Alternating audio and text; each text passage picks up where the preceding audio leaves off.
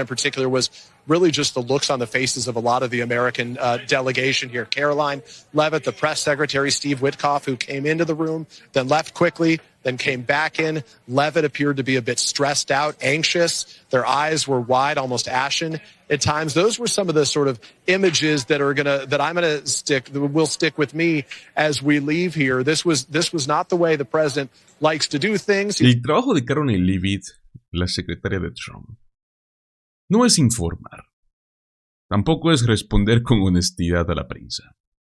Su trabajo literalmente es mentir por Donald Trump. Y lo peor es que lo hace tan mal que si de verdad ser buena mintiendo fuera un requisito, ya la habrían despedido hace mucho. Luego de la vergonzosa cumbre de paz que vimos fallida con Vladimir Putin, pues Caroline Leavitt intentó salir a defender a Trump. Lo único que logró, señores, fue dejar aún más evidencia de su declive cognitivo y físico. Vamos a repasar todo lo que pasó y, bueno, cómo la vimos, según palabras de un reportero, entrar en pánico. Quiero empezar con alguien que resumió a la perfección lo que fue esa reunión desastrosa, y ese alguien es el senador Adam Schiff. Escuchen. Look, I'm all for any attempt to bring an end to the bloodshed, but what would have been, I think, a far more successful strategy for the president was to have Ukraine's back, to be leaning into providing material and military support to Ukraine, to give Ukraine the resources it needed to take out the trains carrying fuel going to the front, which have continued to feed the war.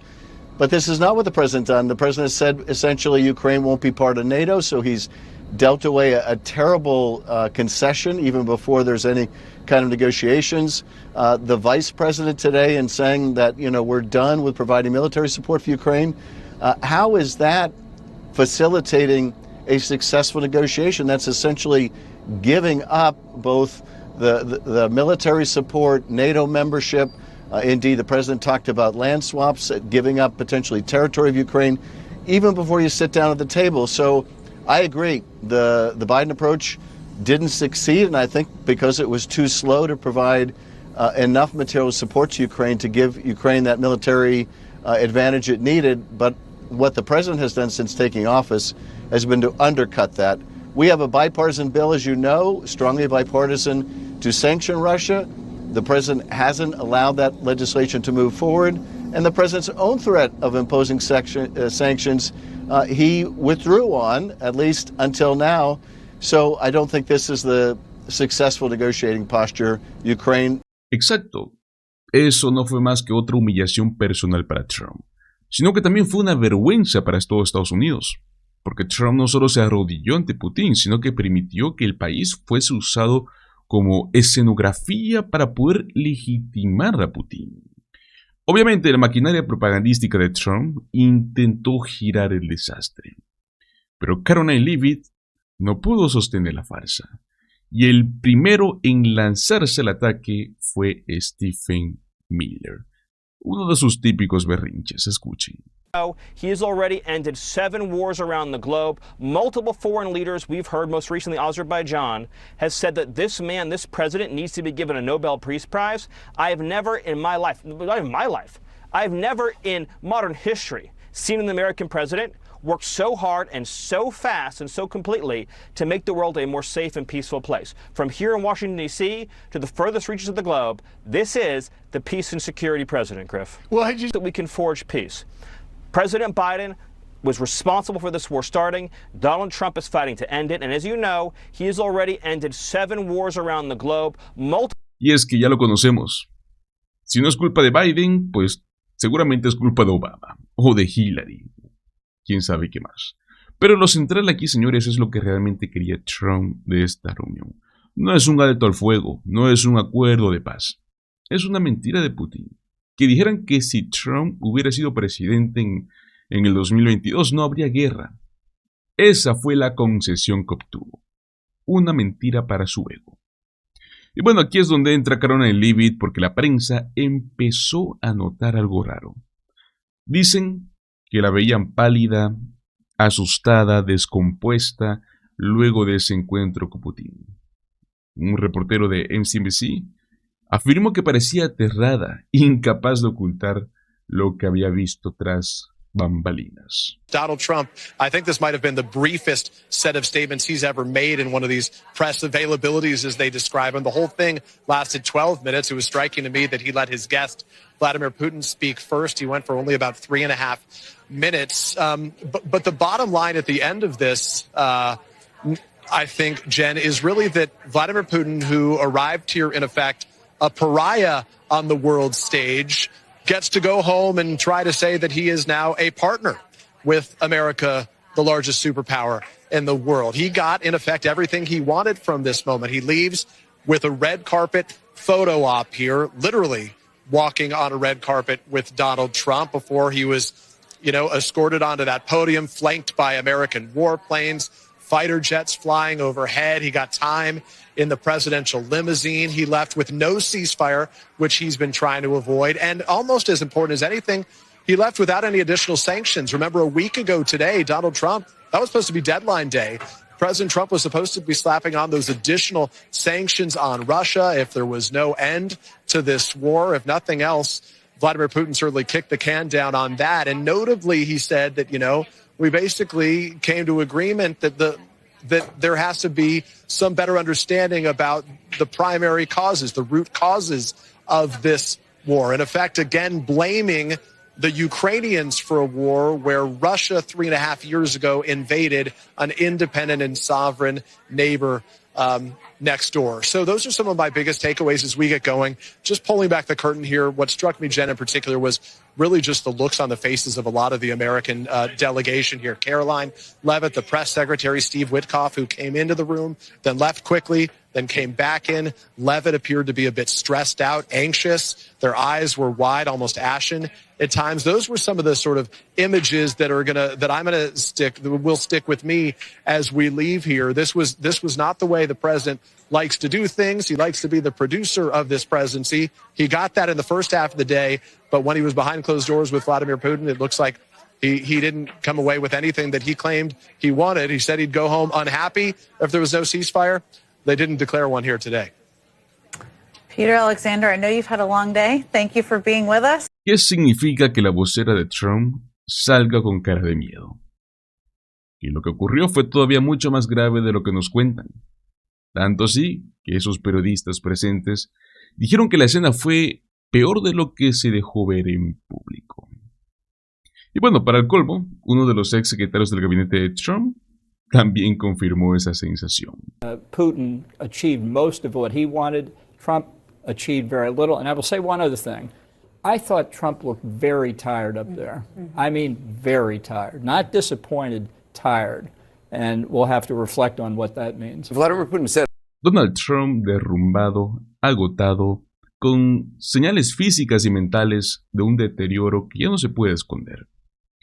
Los reporteros hablan de que estaba literalmente arrastrándose apenas subió a las escaleras del Air Force One. Bueno, pues una imagen de debilidad total. Pero amigos, esto confirma lo que todos vienen diciendo, que Donald Trump no solo es un narcisista obsesionado consigo mismo, que es un hombre en plena decadencia mental y física. Y eso sin duda pone en riesgo a todos, especialmente cuando intenta negociar guerras que no entiende. Por esto, Tim Miller lo ha explicado con claridad. We've learned more about what was happening behind the scenes at the Trump-Putin summit, if you want to call it that, in Alaska. And it turns out it was even a more humiliating betrayal than it seemed last night. And it seemed pretty humiliating last night. It is, maybe not a worst case scenario for Ukraine, but about as close to a worst case scenario as you can get. And just a total appalling betrayal by the United States, by Trump and Rubio and Witkoff. This reporting comes from the FT, so shout out to those guys. Their headline, Putin demanded Ukraine cede Donetsk and Luhansk in exchange for freezing the rest of the front line. So for context, Donetsk and Luhansk are in the east. Russia right now controls about 70% of Donetsk, so they'd be asking Ukraine to give up parts of the region that they don't even control. That makes no sense, obviously, to anybody who, has a brain, follows the news, etc., would realize that Putin has been trying to occupy Donetsk for a decade plus now. And if it was that easy, he would have just done it. Just a display in Alaska that went from kind of humiliating, pathetic nothing burger to just a total grotesque betrayal of everything that America should stand for. It turns out too dissimilar from Trump's behavior in Helsinki back in 2018. President Putin, he just said it's not Russia. I will say this, I don't see any reason why it would be. Fuck Donald Trump. We'll see y'all soon. Y bueno, la energía que los demócratas necesitan para poder enfrentar a estos farsantes es la que tiene gente como Jasmine Crockett, la que nunca suaviza las cosas y siempre llama las mentiras por su nombre. Trump did not win the election in 2020. That is absolutely factual.